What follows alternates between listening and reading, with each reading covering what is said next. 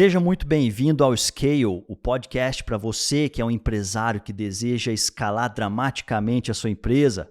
Meu nome é Marcelo Pimenta, eu sou sócio e Head of Growth da Startse e o papo de hoje é muito importante para você que quer digitalizar a sua empresa, para você que quer aprender diversas estratégias de marketing digital, e a gente vai falar sobre uma das mais famosas e mais disseminadas no Brasil, que é o mercado dos lançamentos digitais. O mercado dos lançamentos que provavelmente você já escutou em algum momento aí da sua história, mas agora você vai ter a chance de ver a próxima onda dos lançamentos digitais.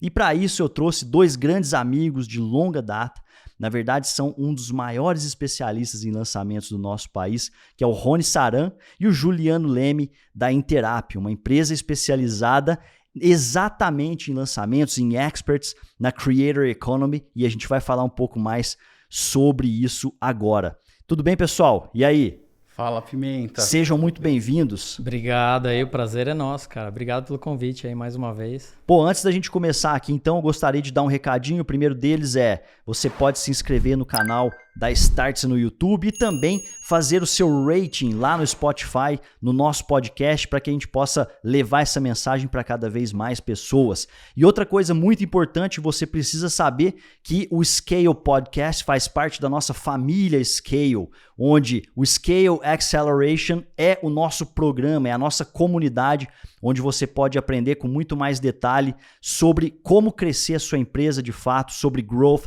sobre inside sales, sobre marketing digital. Basta você apresentar o seu telefone aqui para esse QR Code que está aparecendo na sua tela, ou então clicar e conhecer mais detalhes sobre esse programa que pode transformar dramaticamente aí a sua empresa. Vamos começar no papo de hoje então. Eu queria que vocês apresentassem um pouquinho do modelo de negócio da empresa. Vamos começar pelo Rony aqui, só para a gente fazer um bate-bola. Bom, vamos lá. Hoje a gente trabalha aí no modelo, até você falou, do Creator Economy. Então, basicamente, a gente se associa a especialistas. Normalmente são pessoas que têm um certo conhecimento, uma audiência, têm uma autoridade no mercado. Só que, na maioria das vezes, esse especialista ele não tem o know-how, né, o conhecimento para fazer a monetização disso. Então, a gente se especializa justamente ali para ser um aliado de potencializar ali a voz desse especialista, empacotar esse conhecimento, transformar isso num produto e transformar isso de uma forma que seja um negócio digital escalável. Então, dentro desse formato, a gente trabalha em parceria, né, em sociedade com creators, no modelo lançamento, no modelo também até de produtos perpétuos, mas a gente utiliza ali o modelo de lançamento para conseguir picos de faturamento e conseguir dar escala. E basicamente a nossa expertise é justamente conseguir fazer esse empacotamento e monetizar a audiência desses especialistas. Então hoje a gente atua no mercado, o mercado chama como se fosse uma agência de lançamentos, e o trabalho operacional da nossa empresa é muito parecido com uma de agência, né? No dia a dia ele é um trabalho de agência, mas a gente não segue ali o modelo de negócio de uma agência de lançamentos onde atua em projetos pontuais. Então, normalmente uma agência ela tem um cliente e aí ela abraça alguns projetos e onde ela acaba tendo a sua escala de faturamento é aumentando o número de clientes. No caso, a gente tem um entendimento que é mais viável tanto para o especialista quanto para nós, fazer uma parceria em sociedade. Então, a gente coloca a pele em risco ali, muitas vezes até sendo um sócio investidor, então a gente entra em parceria em sociedade com esse especialista, cria todo esse programa, esse pacotamento, inclusive sugerindo novos produtos, né? Então a gente mapeia muito ali a audiência para entender as demandas e tudo mais, e a gente entra em sociedade com ele para fazer esse pacotamento e fazer esses lançamentos. Então, basicamente, é o modelo hoje que a gente atua. Legal. E, Juliano, você estava me falando aqui nos bastidores sobre o modelo de negócio dos lançamentos e como que isso pode ajudar uma empresa a até mesmo faturar mais, né? Como é que funciona isso na sua opinião? O lançamento ele é só para quem já é digital ou as empresas tradicionais podem se aproveitar de alguma maneira? Então, os lançamentos eles começaram a aparecer muito mais focados na área da educação, para ofertar cursos, treinamentos e etc, né? E se a gente for analisar, a Black Friday é um lançamento. E ela não era intitulada dessa forma pelo mercado. Então a galera fazia muitas campanhas de Black Friday, que ela é meio que um lançamento, né? Ela vem uma antecipação e você oferta o quê? Qualquer tipo de curso de treinamento, de produto físico, por exemplo. A própria GM faz aquelas campanhas, né? Olha, não compre seu carro agora, vamos abrir as portas da fábrica daqui X dias e você vai ter uma condição e uma oferta especial. Isso é um lançamento. Então, existem várias formas de você fazer lançamento, adaptando para o seu nicho, para o seu negócio, entendeu? E aí a gente tem um conceito que o marketing, ele sofreu por várias mudanças, por várias adaptações. Então, o marketing está sendo realizado hoje em dia baseado na educação. Então, a gente pode dizer que a educação é o novo marketing da nossa atualidade agora, entendeu? Então, você pode criar uma campanha, por exemplo, com mote educacional, e no final dessa campanha, onde você vai ensinar as pessoas a fazer algo, ofertar um produto físico depois, entendeu?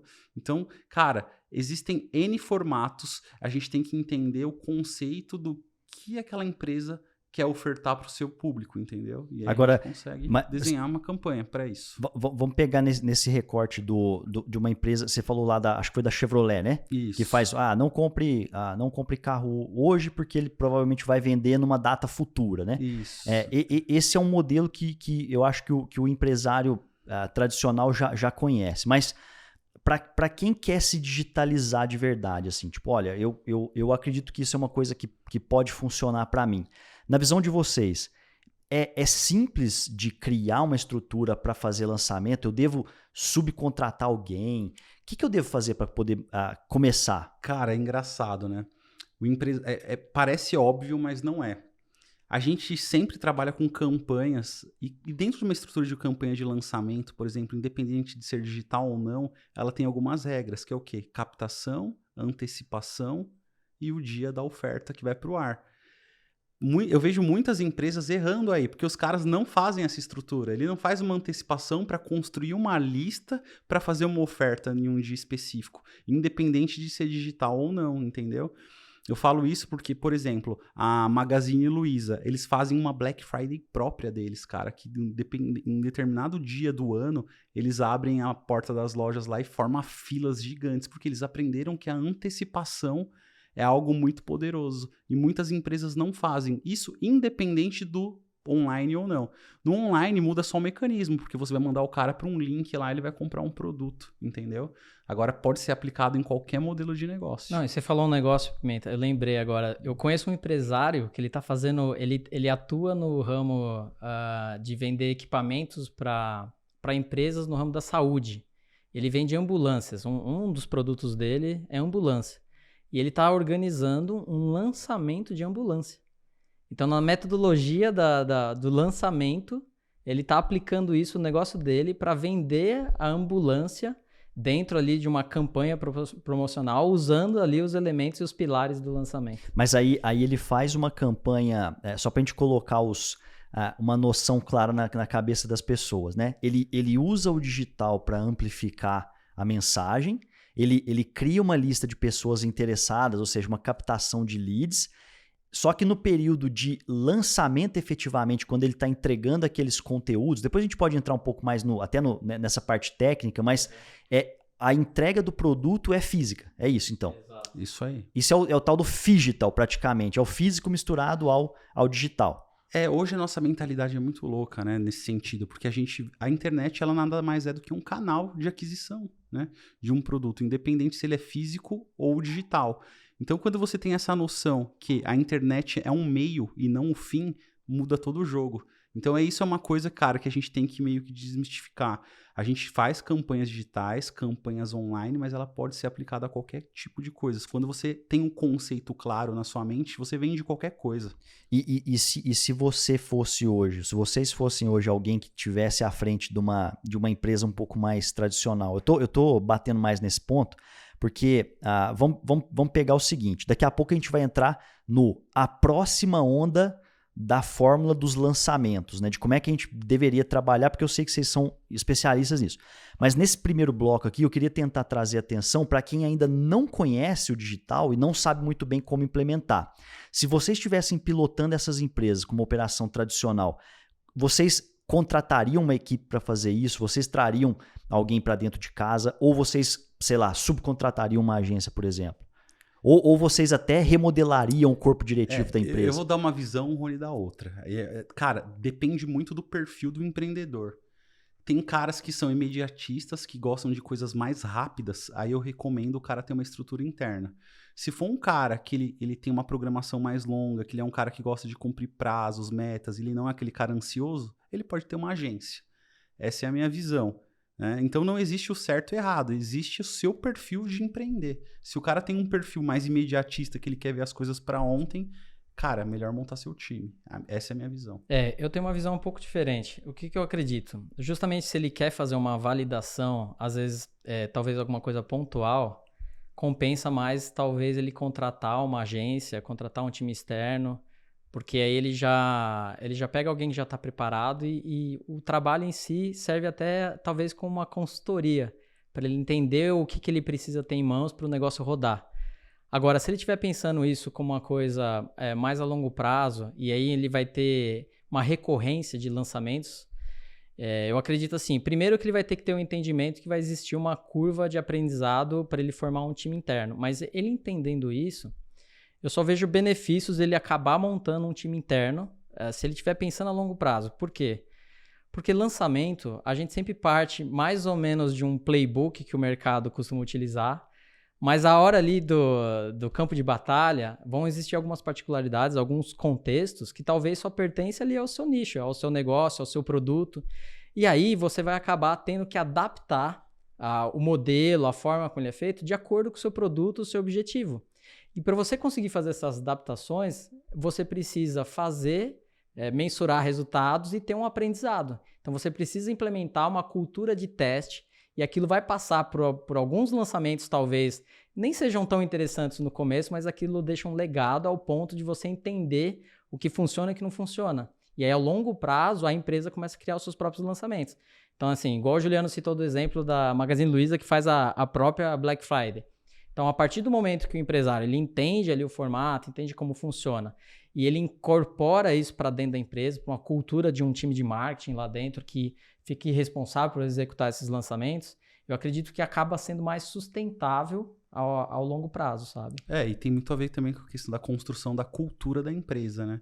Quando você terceiriza, cara, uma parada, com uma agência, por exemplo, esses caras, às vezes, não vão falar a sua língua, no sentido de comunicação. Então, gera muito retrabalho, na minha visão. Agora, quando você internaliza, óbvio que você aprender todos os processos, toda a metodologia e etc., a jornada é um pouco maior. Mas a partir do momento que você adquiriu isso, cara, e tem o seu time interno, você consegue ter muito mais controle sobre as ações e consegue direcionar de uma forma mais assertiva. Eu concordo bastante com o que vocês estão falando. Acho que até uma mistura dos dois conceitos juntos, porque toda vez que a gente vai experimentar alguma coisa diferente, que a gente não tem muito o core, a gente precisa trazer os melhores para poder... hoje a gente tem uma robustez financeira para experimentar com um bom investimento, né? Mas até quando a gente não tinha, quando a gente estava... Para quem não sabe, a Startse é uma empresa bootstrapped, né? Inicialmente, a gente cresceu com o próprio dinheiro, o próprio capital de clientes, mas a gente sempre trazia a ajuda de alguém que manjava mais do que a gente sobre alguma coisa e implementava aquilo. Se essa sementinha virasse um bonsaizinho ali, uma plantinha pequena, depois a gente traria essa célula para dentro e aceleraria ela na gestão da experimentação. Então, eu acredito muito que as duas coisas serviriam aqui, né? De um lado, você pode trazer alguém e depois você cria cultura interna para você fazer aquilo virar uma fonte de receita. Vamos pegar nesse ponto que é a nova fonte de receita, que eu acho que o nosso ouvinte aqui ele tem mais interesse em saber. Cara, dá para fazer muito dinheiro com isso, na opinião de vocês? Assim, dá para realmente faturar muito alto? E o quão fácil é alcançar esse tipo de faturamento, na visão de vocês? Deixa eu começar, senão... Eu acho, mas aí você tocou num ponto interessante. Eu acho que está muito ligado também ao alcance, né? Ao nicho que a pessoa está inserida, a ticket e alcance. Mas toda vez que a gente parte para alguma coisa digital, a gente já está falando em algo muito exponencial. Então, óbvio, né? A gente respeitando as devidas proporções da característica de cada negócio, a partir do momento que a gente está no digital, a gente já está falando em escala. Então, automaticamente, você já começa a conseguir fazer algumas projeções e cálculos no sentido de, quando a gente entende o custo de oportunidade, investimento versus retorno, e compara, às vezes, com uma ação que normalmente uma empresa está acostumada a fazer, versus uma ação de lançamento, talvez utilizando todo o potencial do digital, utilizando ali os gatilhos de um lançamento, os pilares de um lançamento. Você já está trabalhando com uma possibilidade de escala muito grande. E aí eu acho que cabe muito entender também do produto ou a oferta que eu estou fazendo, se existe outros produtos, outras ofertas que eu posso aproveitar do mesmo movimento para utilizar de um lançamento para vender vários produtos. Então aí eu começo a parar de pensar num lançamento só para um produto, só uma campanha, eu começo a entender que o lançamento ele pode ser utilizado como a geração de um movimento em torno de uma determinada demanda e que eu posso canalizar aquilo para comercializar alguma coisa que faz sentido para minha empresa. Pode ser, por exemplo, uma desova de estoque? Pode. A desova de estoque nada mais é que é praticamente uma liquidação, né? E aí você acaba atraindo o consumidor mais pelo sentido assim, a gente tem ali os estágios de consciência. Então, quando a gente fala uma desova de estoque, você vai atrair um cliente que ele já sabe que existe determinado produto, já sabe quanto custa aquele produto e você vai melhorar a sua conversão ali através de um desconto, né? O lançamento em si, qual que é a sacada do lançamento? Que é aí que eu acho que vem a escala. Quando você pega um lead frio, que talvez não conhece o seu produto, e aí esse lead frio, por exemplo, para ele, às vezes metade se você der de 50% de desconto de um produto que ele não conhece, talvez ainda seja caro demais, porque ele não sabe os benefícios, quais são os problemas que aquele produto resolve. Então, quando você entende o lançamento nesse sentido, os pilares e as etapas, você entende que você pode passar a vender para uma camada que talvez você não estava conseguindo nem chegar, não estava conseguindo alcançar essa camada. Então, a partir daí, quando a gente fala queimar uma ponta de estoque, a gente está falando ali no fundo do funil, uma galera que talvez já estava ali em cima do muro, compro ou não compro, vale a pena ou não, que talvez estava comparando com outro produto com preços similares, ok, vai funcionar muito bem. Mas e se você tem se você consegue pegar esse lead que está lá numa camada mais superior, que ainda nem sabe ainda da existência do seu produto, você consegue ter o mesmo efeito que você tem gerando esse cupom de desconto, digamos assim, mas talvez sem mexer no preço. Porque você consegue criar algumas ancoragens, algumas alavancas, onde você consegue fazer com que o seu produto se torne o único produto que a pessoa quer comprar ali no final da campanha, sabe? E depende muito também do ângulo da mensagem que você está passando. Você chegou num ponto bem interessante, né? Que nós que trabalhamos com lançamento e falando particularmente de infoproduto, a gente primeiro entende a demanda do mercado para depois ofertar. Agora, a galera do corporativo ou do B2B, normalmente o cara, eu acho que esse copo transparente de água vende. Ele não fez pesquisa. Ele foi lá e montou um puta de um estoque e o estoque ficou parado, porque naquele determinado momento não tinha demanda daquele produto. E aí, como eu vou fazer vender um produto que está encalhado lá na minha prateleira? Você tem que mudar o ângulo da oferta e despertar um interesse de uma forma diferente naquele cara para você conseguir vender seu produto. Fica mais difícil. Então, normalmente, lançamento e campanha, a gente faz com pesquisas antes. Então, a gente entende a demanda, entende se realmente o público quer consumir aquele produto para depois a gente ofertar. Então, a gente faz um exercício ao contrário. Eu vou te dar um exemplo. Imagina uma montadora de carro. Sei lá, vamos pegar uma Tesla da vida. Se a Tesla chegar pro público da Tesla e falar, o que vocês gostariam de ter num carro? Eu gostaria de ter um carro assim, assim, assado. Ao invés de ter 2 portas, eu gostaria de ter 5 portas, que a porta abrisse assim, assim, assado, etc, etc. E a Tesla fosse lá e lançasse o carro baseado na opinião do consumidor. Qual que é a probabilidade dessa galera consumir o carro em uma alta escala e com mais facilidade? é muito maior. Por quê? Porque eles falaram o que eles queriam comprar. Agora eu vejo que a galera às vezes quer empurrar muito produto goela abaixo, entendeu? Sem saber se realmente tem demanda para aquele produto. Aí dá muito mais trabalho você ter que montar uma campanha, estruturar uma comunicação, mudar o ângulo de visão daquele negócio para ofertar. Eu vou te dar um outro exemplo. Sei lá, vamos pegar um bronzeador. Quando que vende bronzeador? Só no verão, né? Bicho, aí o cara quer vender bronzeador no inverno? Não vai vender, velho. Entendeu? Então tem que ter esse feeling também, que eu vejo que às vezes a galera quer queimar o estoque, mas não é o momento, etc. São vários Agora, pontos. vamos pegar nesse ponto que você falou agora, vão vender bronzeador no inverno, porque isso aqui é uma coisa, vamos falar que é como se fosse algo extremamente difícil, mas com o lançamento ele poderia, como?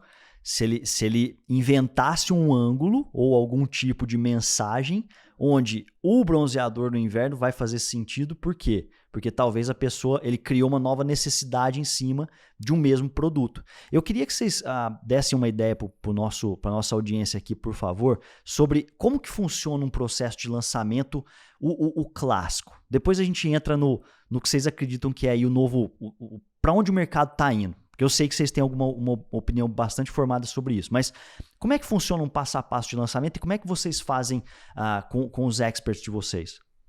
Bom, vamos lá. Eu vou falar basicamente o lançamento clássico, como você falou.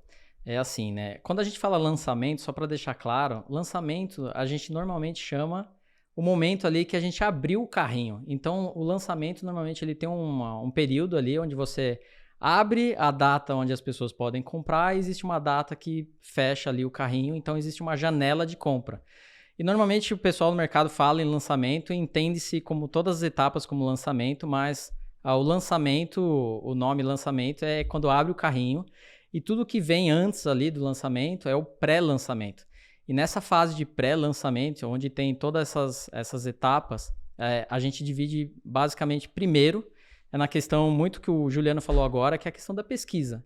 Então, assim, primeiro eu preciso entender o que eu vou ofertar e sobre que ângulo. Porque, às vezes, o pessoal, as empresas estão pensando numa questão de oferta. Quando a gente fala oferta, às vezes pensa logo em preço. Mas não é só uma questão de preço. Usando o exemplo lá da empresa que vende as ambulâncias, ele entendeu que uma das maiores dores do público dele era a demora para o público receber o produto. Então, as empresas que vendiam esse tipo de produto demoravam muito para entregar. Qual que foi a campanha dele de oferta? Ele tinha lá um número X de ambulâncias à pronta entrega. Então, ele ofertou num momento do ano, e aí isso é com muita pesquisa entendendo o público consumidor. Ele entendia que em determinado momento do ano, aquelas pessoas que não comprassem a ambulância naquele mês teriam que empurrar para a compra do ano que vem. Então, tinha alguns departamentos de compra que precisavam encontrar empresas que ainda naquele ano precisavam ter ambulâncias disponíveis. Então, ele disponibilizou um produto à pronta entrega, ele criou uma lista, ele fez uma campanha onde as pessoas se inscreviam para participar basicamente de um pré-lançamento ali, onde as pessoas seriam avisadas de quando a ambulância entrasse em estoque. E aí poucas empresas poderiam comprar isso de forma antecipada. Então, foi uma questão muito a dor do prazo. Então, assim, as etapas. A pesquisa, para você mapear muito bem as dores, os desejos. Aí vem uma fase de captação. Então, essa captação você vai entender quem é o seu público, que você tem um produto para resolver aquela dor, e você vai começar a criar uma lista, né? Você vai começar a criar uma campanha de divulgação, de antecipação, para você ter essas pessoas com quais você vai se relacionar quando o seu carrinho abrir. Então, a pesquisa, a captação, aí vem a etapa de antecipação. Essa antecipação é parecido com o que o pessoal faz no período da Black Friday. É parecido como o Juliano falou da GM. A antecipação, o que é? Não compre carro agora, porque daqui 3 semanas vai vir algo muito bom. E aí vem a etapa de aquecimento. Então, o aquecimento nada mais é do que você vai relembrando para a pessoa a data ali, né, do carrinho, a data que vai ter o lançamento propriamente, e você vai elevando o estágio de consciência da pessoa sobre o que o seu produto resolve, quais são as dores que vão ser solucionadas e tudo mais. E nessa etapa você também nutre o seu cliente com informações para deixar ele preparado para comprar, até a fase do lançamento. Quando a gente fala em lançamento clássico, essa fase de aquecimento nada mais é do que o que todo mundo já deve estar acostumado, que é basicamente aquela série de 4 vídeos. Então, assim, quando você vê algum lançamento na internet onde vai ter uma série de 4 aulas, uma minissérie de 4 vídeos, basicamente vai ser entregue um conteúdo ali, então você está educando essa audiência, onde você vai passar por várias hipóteses e teses sobre problemas comuns no mercado, e ali você vai aproveitar toda essa fase onde você está entregando conteúdo de valor e vai aproveitar para fazer a apresentação do seu produto e quebrar as objeções mais comuns. Porque até então a pessoa, se ela não comprou até aquele momento, existem algumas dores em comum. E a partir desse momento entra na fase do lançamento, que é a abertura do carrinho. Vou resumir tudo o que ele falou. Apertar a tecla SAP do negócio. Cara, quando você vai no cinema assistir um filme, não tem a sessão dos trailers de outros filmes que virão?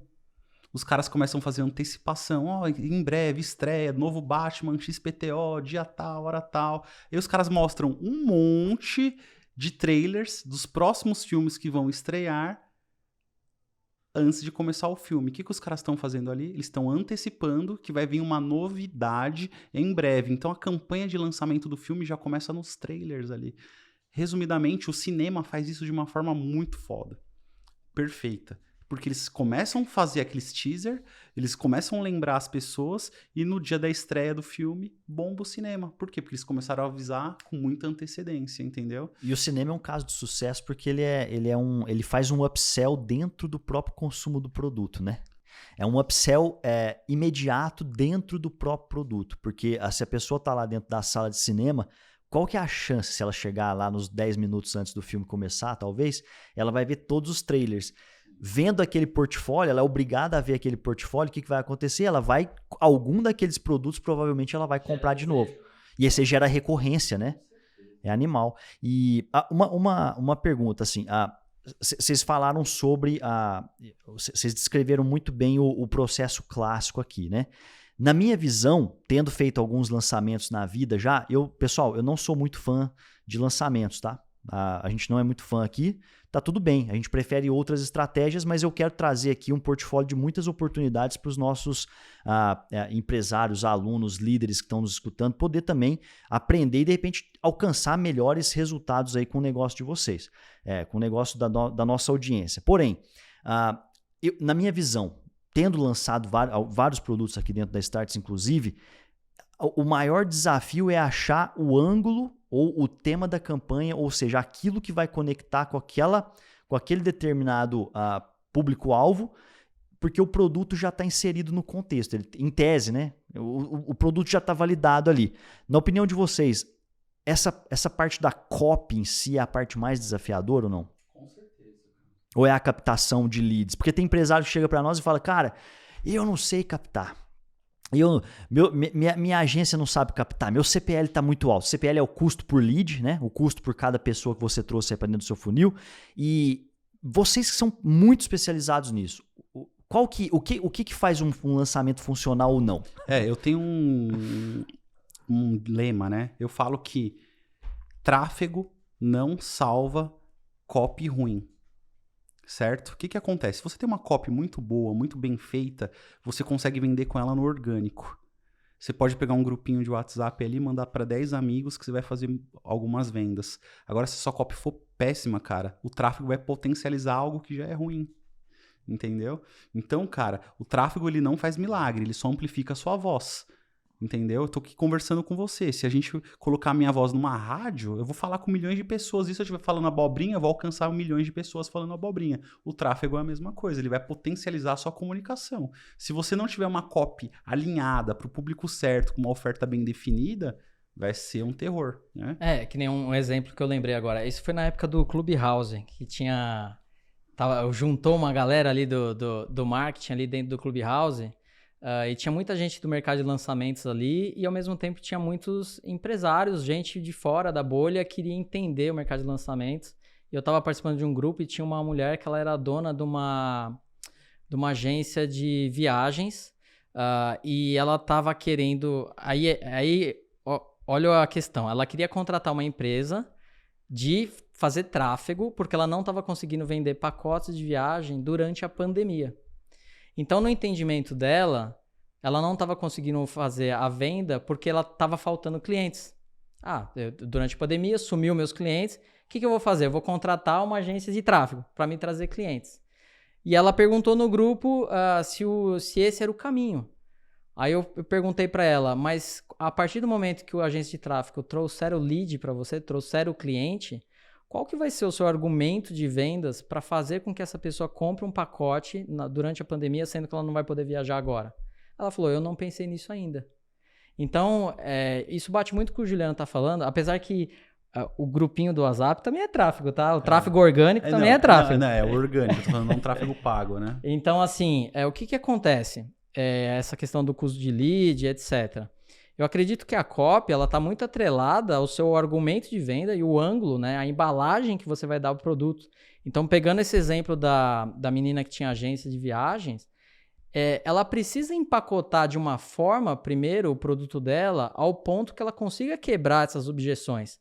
Então, a copy ajuda muito isso, entender quais são, por que a pessoa, o que eu teria que ter de convencimento para uma pessoa comprar um pacote agora de viagem, sendo que durante uma pandemia ela não vai poder viajar, então eu vou ter que convencer ela a comprar algo que ela vai poder utilizar lá na frente. Eu empacotando, entendendo isso, aí sim eu começo a entender que o tráfego vai ser meu aliado para eu dar escala. E aí o custo por lead passa a ser um problema para mim. Antes do custo de lead ser um problema, eu acho que o problema principal é justamente dar esse empacotamento, fazer esse ângulo de visão.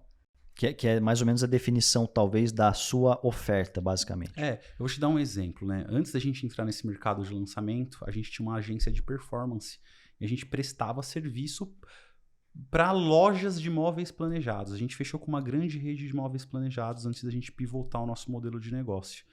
Cara, e 90% dos problemas dos caras não fecharem os leads que a gente entregava era falta de ter um comercial, de usar um CRM, de quebrar a objeção do consumidor.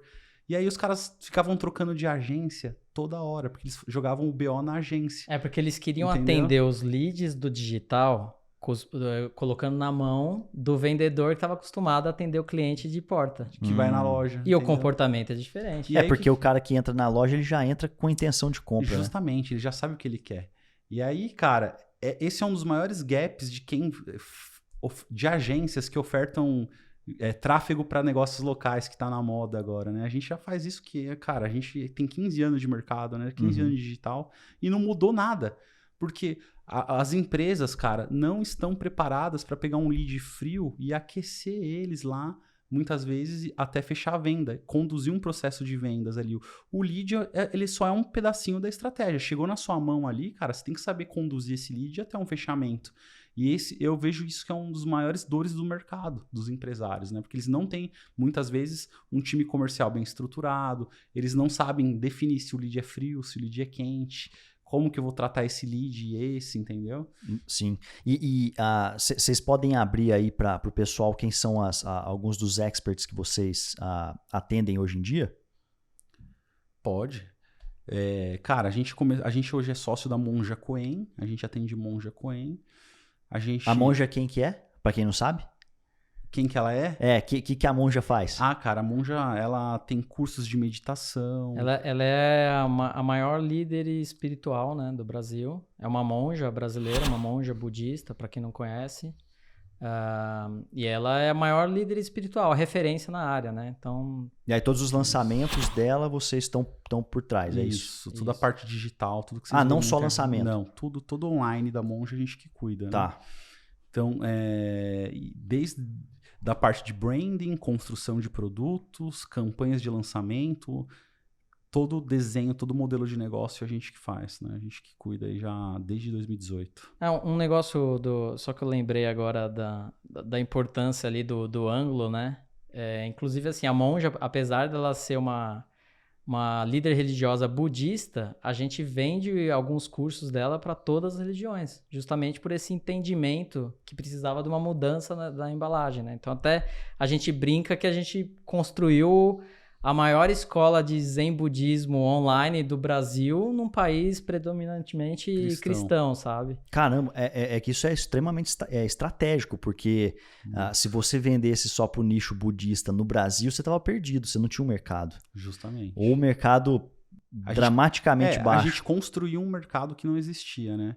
A gente dá Vocês amplificaram a mensagem dela para outras religiões. Cara, a gente entendeu quem era o público, a gente entendeu o cenário, tanto que os nossos produtos, a gente compra lead muito diferente da maioria do mercado. Os nossos leads são comprados por sentimento e por característica. Como que é isso? Explica mais. Cara, assim, quando você tem, vou supor aqui, você tem um açougue, você vai anunciar para quem gosta de churrasco, certo? Certo. É o mais óbvio, certo? Então, é óbvio. Ou você tem um produto para dentista, você vai anunciar para dentista. Eu tenho um produto de meditação de uma monja budista. Eu vou oferecer para quem? Você vai oferecer para quem tem alguma dor de alma, talvez? Cara, é justamente. Então, por quê? Porque a gente tem que analisar o sentimento e as características daquela pessoa e oferta um produto para ela nesse sentido. Então, a gente, para comprar lead, cara, a gente tem que segmentar, a gente segmenta muito pela copy para entender o sentimento e o momento que aquela pessoa está passando para conectar com o nosso produto, com a nossa oferta. É bem diferente do que o mercado está acostumado a fazer, entendeu? E na prática, como é que seria isso? Porque eu acho que eu captei um pouco do que você está falando, mas vamos pensar o seguinte. Para quem não sabe, uma estrutura tradicional de captação de lead eu tenho lá a fonte de tráfego, que pode ser o Instagram, pode ser o Facebook, pode ser o Google, e dessa fonte de tráfego eu levo a pessoa para uma página de captura. Aí naquela página de captura eu vou ter um formulário e uma promessa do que a pessoa vai receber se ela me der as informações dela ali, né? O que você está falando aqui a copy dessa página de captura e a copy desse anúncio, eles têm que ressoar com os sentimentos da pessoa para que você tenha um resultado melhor. Justamente. Uma taxa de conversão mais alta e um custo por lead mais baixo. Isso aí. E aí isso entra, inclusive, no sentimento mesmo de determinados clusters de mercado, assim? Vocês fazem esse tipo de experimento? Isso, a gente está avançando muito ainda nisso, né? Porque a gente quer chegar num nível que a gente quer comprar leads baseado no sentimento, se o cara tá feliz, se o cara tá triste, se o cara tá melancólico, se o cara tá XPTO, entendeu? Então, baseado no sentimento, nas emoções mesmo da pessoa. Tá, então vocês estão num nível bem avançado de copy, né? Cara, é muito teste, né? Não tem uma receita 100%. A gente tá desbravando algo, né, que poucas pessoas falam ainda. Sim. Vamos entrar aqui no que vocês têm visto agora em relação às principais mudanças do mercado. Poxa, aqui na Startse a gente gosta muito de falar sobre as transformações, né? Para onde vocês acham que está indo o mercado de lançamentos e o que vocês podem trazer de novidade ou até de recomendação para as pessoas já começarem a sacar? Seja lá por as automações que estão rolando, os grupos de WhatsApp, pessoas que não abrem um e-mail mais, não sei, modelo de lançamento com perpétuo. O que está acontecendo nesse mundo de hoje no digital? Eu acho que assim, o mercado de lançamento ele está passando por muitas transformações e a gente tem que separar a parte técnica do modelo de negócio e do entendimento do negócio assim a longo prazo, né? Eu acho que, a princípio, assim, como modelo de negócio e pensando algo estruturado a longo prazo, o que acontece? O lançamento hoje, ele tá deixando de se tornar uma ação de marketing para a pessoa, às vezes, pensa ali como fazer um caixa extra. Até mesmo especialistas grandes encaravam o lançamento como um produto extra ali da prateleira dele. E ele passou a entender o que ele está vendendo, na verdade, é educação. Então, quem trabalha com lançamentos baseados no Creator Economy, ele entende que, na verdade, ele está se tornando uma instituição de ensino. Então, todos os produtos que ele acaba colocando na prateleira são produtos de educação, ele está vendendo educação. E aí, para ele sobreviver nesse mercado, ele precisa entender que ele é uma escola, ele é uma instituição. E aí, o que acontece? Em paralelo, os custos para você conseguir fazer a geração de mídia, a captação de lead, fazer todo esse movimento, alcançar as pessoas, isso gera um custo também alto de compra de mídia para você conseguir fazer toda essa roda girar. Isso tem apertado a margem de retorno da lucratividade. Aí, nesse ponto, entra muita questão, novas ferramentas e novas técnicas para você conseguir prender a atenção da pessoa e conseguir continuar esse relacionamento com ela. e casado aí com a ideia, a filosofia de você ter uma mentalidade que você não tem só um produto, você tem um negócio, você tem uma esteira de produtos. Então nada impede, por exemplo, se você entende que você está ali vendendo produto de educação e você é uma escola, nada impede talvez você fazer um lançamento e talvez você empatar em 0-0 o que você investiu versus o retorno que você teve naquele lançamento, mas você sabe que você tem vários produtos ali na prateleira que você vai poder vender depois e dali para frente que você já tem o lead dentro da sua base, aquilo vai se tornar lucro, ou se talvez você tem uma recorrência. Então aquilo ao longo do tempo, né, vai gerar uma receita para você, o LTV, né? Vai gerar uma receita ao longo da vida útil ali do cliente. A gente está acostumado muito, falando um pouco mais voltado para o público do Startse aqui, que eu vejo que é muito mais a galera B2B, empresários não muito da área da educação, né? O que eu vejo acontecendo muito? Que nem eu tenho um grande amigo meu que ele tem uma empresa de energia eólica e de painel solar. O que ele fez, cara? Ele entendeu que a atração do negócio dele iria vir da educação. Então, ele começou a formar instaladores de painel solar. Então, ele criou a área da educação dentro do negócio dele, entendeu? Ele criou uma escola para ensinar os caras a instalarem os painéis solares, instalar os postes lá de energia eólica. E ele adaptou o negócio dele, que ele era focado na venda de produto ali físico, e ele teve que formar profissionais para expandir o negócio dele. Então ele entrou para a área da educação, entendeu? Então tem esse viés aí, que você consegue usar a educação para tracionar o seu negócio, por exemplo, uma indústria de painel solar, por exemplo. Então o que vocês estão falando é que o modelo de negócio hoje das empresas mais tradicionais, vocês enxergam como se fosse uma grande oportunidade a esse empresário entender que o negócio dele pode ser uma escola. Deve capacitar uma determinada base de usuários. Na realidade, ele vai ter a educação, o ensino como atração para o negócio dele. A educação virou um marketing da empresa dele, entendeu? Entendi. Então eu poderia fazer um lançamento, eu poderia usar uma estratégia de lançamentos para educar o mercado sobre a minha empresa e aquilo ser um conteúdo muito menos agressivo do que se eu tivesse lá o tempo inteiro falando compre isso, produto X está com desconto, porque... e aí até uma coisa que eu tenho percebido muito são os nossos desafios hoje. Como é que eu chamo a atenção de uma pessoa? Né? Tá cada vez mais difícil, por quê? Porque a atenção está desfragmentada. Ela está muito fragmentada em torno de muitos entrantes, muitas empresas que estão brigando pelos mesmos espaços. E para mim, as mensagens que se destacam são aquelas mensagens que entram como se fosse um laser, né? no cérebro ali daquele possível cliente. Como é que vocês enxergam isso hoje no mundo? Assim, vocês acham que essa é uma das principais transformações que estão acontecendo no digital, mesmo independente do lançamento ou do mercado de perpétuos também? A gente acredita muito no LTV, cara. Recorrência, construção de tribo, comunidade. Que nem, vamos supor que a gente tem uma indústria de vender copinho de plástico.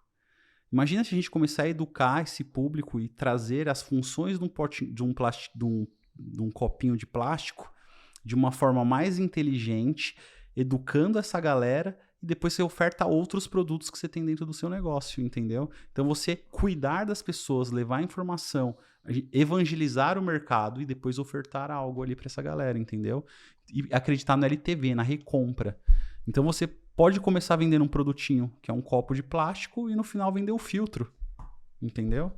E na questão da atenção em si, né? Tem um negócio que eu costumo falar que as empresas elas precisam entender que hoje em dia todo mundo é concorrente dela, não só o player que está no mesmo nicho que ela atua, porque está todo mundo brigando pela atenção das pessoas. Então, a partir do momento que eu tô com uma campanha rodando e eu quero vender um negócio pro Pimenta e ele se distraiu com um vídeo de um gatinho brincando, eu perdi a atenção dele pro gatinho brincando. Então, o que acontece? Isso aí entra o papel fundamental, por isso que tem muitos influencers, né? Ganhando aí rios de dinheiros para serem porta-voz de campanhas publicitárias, porque a atenção está com ele e o dinheiro vai para onde está a atenção. Então, como uma empresa pode tirar benefício disso, mesmo se o ramo dela não é educação? Eu sou muito a favor da empresa ela ter, às vezes, a figura de uma pessoa como um porta-voz que talvez tenha algum tipo de produção de conteúdo, que esse conteúdo tenha algum valor, algum benefício, nem que seja talvez só entretenimento, mas de certa forma é uma forma dela fomentar ali a questão da audiência e conseguir reter a atenção das pessoas. Então a gente até costuma falar que as pessoas não gostam de se relacionar com CNPJs, elas gostam de se relacionar com CPFs.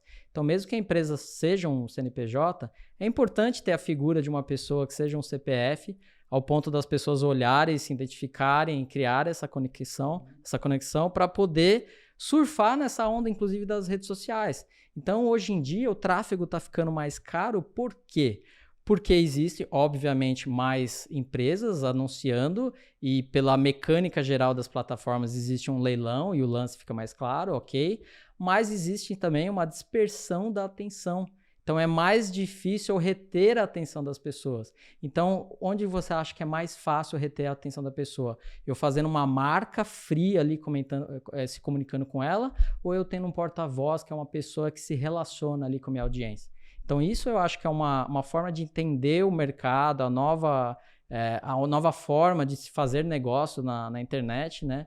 Como onde até empresas que não são do ramo da educação podem tirar proveito disso. E a gente está num país que o Brasil é o país que tem mais movimentado influenciadores do mundo. Por quê? Se você pega um consumidor que está em cima do muro e ele gosta de determinado tipo de influenciador, acompanha, essa pessoa vai ter um poder de influência gigante em cima daquela pessoa e vai mudar a opinião de compra dela, entendeu? Então, cara, hoje, no nosso mercado aqui, esses influenciadores estão começando a ganhar muito peso e vão ganhar cada vez mais porque eles têm o poder de mudar a opinião das pessoas sobre determinado tipo de coisa, entendeu? O cara tá em dúvida se compra o carro A ou B, aí vem o influenciador com o carro B, ele vai comprar o B porque ele viu o influenciador lá usando o carro B. Eu acho que todo mundo hoje tem a sua própria novelinha, né? Até tá diminuindo muito a audiência das redes de TV tradicionais, né? E aumentando muito o consumo de tela, né? Principalmente mobile. E, cara, o movimento que eu tenho visto muito grande agora é o TikTok. A gente não tem muita noção, mas a gente está no meio de uma transformação muito grande nesse exato momento. A gente não sabe exatamente para onde vai. Sabe aquela coisa do gradualmente e de repente, né? As coisas vão acontecendo gradualmente. Sim. Só que de repente mudou. A hora que você viu já foi. O TikTok vai ser isso, cara. Porque saiu na semana que a gente está gravando aqui esse podcast, né? A Meta tá para demitir aí milhares de pessoas, né? É o que a gente tem como spoiler, ainda não aconteceu, mas vai acontecer provavelmente, infelizmente. E por que esse movimento está acontecendo? Muito porque a taxa de juros no mundo está subindo, questões de recessão econômica estão crescendo dramaticamente e essa dificuldade pela retenção da atenção, falando especificamente aqui sobre a Meta com o Instagram, aquela coisa toda, e o TikTok do outro lado tem um tempo de tela, de consumo de tela muito maior, assim, dramaticamente maior. Eu queria até pegar nesse recorte aqui e perguntar para vocês a opinião sobre as fontes de tráfego, elas continuam as mesmas? Vocês estiveram recentemente também lá no Fire, né? Vocês viram também bastante dessas transformações que estão acontecendo agora. Vocês têm alguma opinião sobre as fontes de tráfego especificamente? Cara, eu acho que assim, depende muito do nicho do público, né? Que nem, pra gente, YouTube costuma funcionar muito. Facebook funciona para um determinado tipo de público. A galera mais velha tá no Facebook. Então não existe uma regra e padrão. Depende muito do nicho que você tá atuando e se seu público tá lá ou não. Por exemplo, se eu tivesse algum público para galera mais jovem, eu ia estar lá no TikTok bombando, né? Agora, nosso público é um público mais velho, cara, Facebook e YouTube vende muito. No caso da Monja mesmo, é um público mais velho também. Mais velho, justamente. Eu acredito assim, você precisa conversar na mesma linguagem daquela fonte de tráfego, sabe? Então, eu acho que não é uma questão de existe fonte de tráfego boa ou ruim. Acho que depende muito do seu contexto, do seu produto, do seu público e como você adapta a comunicação para aquele canal. Então, por exemplo, se você vai fazer quer fazer uma campanha dentro do TikTok, você vai ter que se adaptar à linguagem do TikTok. Agora, não adianta eu pegar um vídeo curto, por exemplo, e jogar lá no YouTube e querer engajar por lá, porque as pessoas no YouTube já estão acostumadas a assistir vídeos mais longos. Então, no nosso caso, O YouTube acaba funcionando melhor também, por quê? Como a gente trabalha nesse processo de lançamento, onde tem esse processo de educação, a gente faz as CPLs, né, que são os episódios, são conteúdos mais longos. Quando eu atraio um lead ali pelo YouTube, eu já estou atraindo uma pessoa que já está acostumada a sentar, parar e assistir um conteúdo que tem alguns minutos ali. Não é um conteúdo onde ela vai assistir 15 segundos e vai arrastar para cima. Então, assim, claro que as outras redes, elas funcionam como a captação de lead, mas na hora que eu vou medir ali a conversão, o público que veio pelo YouTube tende a converter mais, porque é um público que já está mais acostumado com aquele formato. Então, acho que vai muito desse sentido de você entender as conversas nas redes sociais e adaptar o seu conteúdo a cada uma delas. Caramba, para bom entendedor, esse insight aqui foi pesado, hein? Ó, pensa comigo. O que você está falando é o seguinte, eu nunca tinha pensado por essa ótica, né? Se dentro do YouTube o ser humano está acostumado a consumir conteúdos que pelo menos geralmente são vídeos acima de 10 minutos ali. No TikTok e no Instagram, a gente tá falando de 1 minuto e meio no máximo, né? Aqueles videozinhos ali, excluindo as lives, né? E cá entre nós, eu não tenho a menor paciência para assistir live no Instagram, porque, cara, você não consegue tirar a live para fazer alguma outra coisa ali, né? Eu adoro assistir live no YouTube, por exemplo, porque, cara, eu vou lá, tem um YouTube Premium, eu posso depois ficar com o negócio, fazer outra coisa no telefone, tá tudo bem ali, né? Agora, esse insight de que esse pode ser um lead mais conversor, acho que para quem tá escutando a gente aí pode ser um ótimo insight para vocês. E até em relação a custo por lead no YouTube, vocês conseguem bons resultados frente à turminha da Meta ali? Cara, sim. A gente tá bem próximo, assim, os valores de lead. Às vezes dá uma diferença de R$1 e pouquinho, mas não é nada mais exorbitante, caro, né? Não é mais caro, um pouquinho do mais Google caro. costuma ser mais caro. Isso, do Google é mais caro. Beleza. Mas é o lead que converte, então pra gente acaba sendo mais barato, né? Aquela história, né? Lead caro é o lead que não converte, né? É isso. Cara, muito legal e assim, uma pergunta que eu tenho ainda sobre essas principais transformações que estão acontecendo, principalmente nos lançamentos hoje. A minha percepção, queria ouvir de vocês, as pessoas estão abrindo menos e-mail, abrindo mais WhatsApp e também as automações estão chegando forte agora. Vocês já têm experimentado isso ou vocês têm percebido essa queda no e-mail de verdade e aumento no WhatsApp? Sim, é tendência, né? Porque assim, em lançamento, quando você faz captação de lead, você capta o cara, e é o mesmo lead, ele vai para o e-mail, e ele vai para o WhatsApp, e ele vai para automação. Então, cara, a gente tem estratégias onde a gente cria um cronograma de disparos para a gente tampar meio que buracos, né? Por exemplo, eu não vou mandar o meu e-mail e o meu WhatsApp no mesmo tempo. Primeiro eu mando o WhatsApp, depois de algumas horas eu mando o e-mail. Então uma coisa vai complementando a outra. A gente vê os canais, essas ferramentas, como algo complementar e não uma substituir a outra, porque são as mesmas pessoas que estão nos mesmos canais, entendeu? Então eu vejo que a galera erra muito nisso. Pô, captei lá 100 mil leads, aí eu vou disparar uma mensagem no WhatsApp para essas 100 mil pessoas. Qual que é o sentido de eu disparar essas 100 mil mensagens simultâneas em todos os canais ao mesmo tempo? Então a gente vai criando um cronograma de disparos para a gente alcançar o máximo de pessoas possíveis, independente do canal que ela tá ali, entendeu?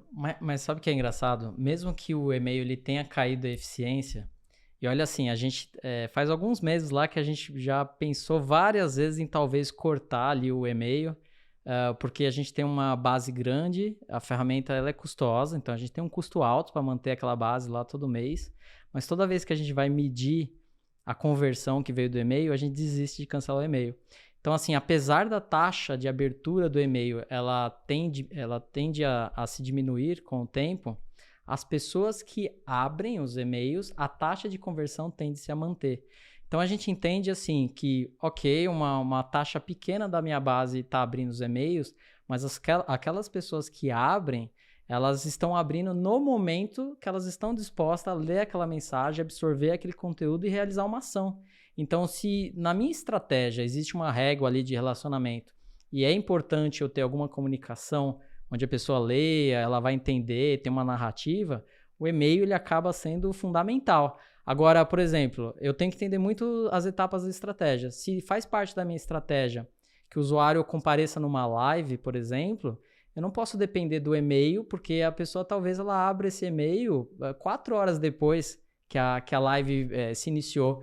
E aí é fundamental eu ter outros canais como o WhatsApp, porque aí eu consigo atingir a pessoa exatamente em real time. É por isso que a gente sempre vê como soluções complementares e não que uma substitui a outra, entendeu? E o WhatsApp, vocês usam os grupos ou vocês usam a mensagem individual? Ambos.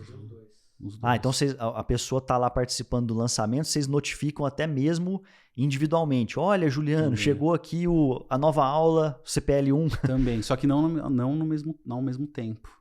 Sempre com cronograma. E isso é pensado estrategicamente. Tudo estratégico. Com ferramentas distintas, certo? Isso. Cara, muito legal, muito legal. Pô, queria muito agradecer, foi muito legal esse bate-papo. Acho que vocês trouxeram aqui pontos importantíssimos para quem está querendo lançar ou então desenhar uma estrutura, pelo menos de lançamento pela primeira vez. E eu vou até fazer um convite aqui para o pessoal que está nos assistindo agora. O Juliano e o Rony gravaram uma aula quentíssima sobre o passo a passo de um processo de lançamentos com todo esse passo a passo que a gente acabou de falar aqui, com todas essas transformações, e ela está disponível no nosso Scale, Growth and Sales Acceleration, no link que a gente vai deixar à sua disposição. Caso você queira entrar, a gente tem uma condição exclusiva dentro desse podcast aqui do Scale. Basta você clicar no link que está aparecendo aí na sua tela ou apresentar o seu telefone para esse QR Code aí para conhecer em primeira mão e poder se aprofundar no assunto. Brigadão, pessoal. Queria que vocês colocassem as considerações finais aí. Como é que as pessoas podem também achar vocês de alguma maneira na internet para poder se conectar de alguma maneira? Bom, eu que agradeço aí, obrigado aí pelo convite, Pimenta, obrigado Startse aí, sempre precisar, estamos à disposição. Quem quiser me adicionar aí nas redes sociais, pode me procurar ou no LinkedIn ou no Instagram, @RonySaran. Ou tem aquele e-mail, ronymoranguinho@hotmail.com. Brincadeira, não podia perder a piada, né, gente? E o meu Instagram, @juliano.leme, ou o meu LinkedIn, Juliano Leme também. E a empresa de vocês, qual que é o site para quem o pessoal quer conhecer? interup.com.br. Beleza. Valeu, pessoal, e valeu aí para você que está nos assistindo agora em primeira mão. Até o próximo episódio do Scale. Valeu!